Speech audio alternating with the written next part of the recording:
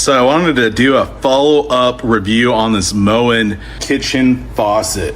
We had to replace our other one, it was old. So we replaced it with this thing here. And some of the things that I really love about it, I'm gonna point out. This is a cool feature, it's not my favorite, but you do have a motion sensor to turn on and off the water.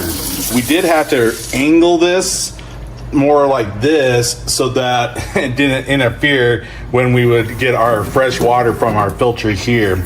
So the placement on here, keep that in mind, what else you're gonna have over here, but just actually tweaking it just like this, it works perfectly. But the features that I love most, our old faucet, it did have a similar setup where it would have the retractable hose where you can wash and all that type of stuff. But the part that I would always hate is that it would always stay in the setting that you always had in the last. So we have this more rinse cycle. It splashes and sometimes you just want to get some water, and I would hate basically when I would turn it on and be like dishes in here and then it just spray everywhere in my face and all that. Watch this, I just turned it off. It just went to a regular cycle. So it turns off that spray so it doesn't, if you got dishes in the sink, it's not gonna get you all wet.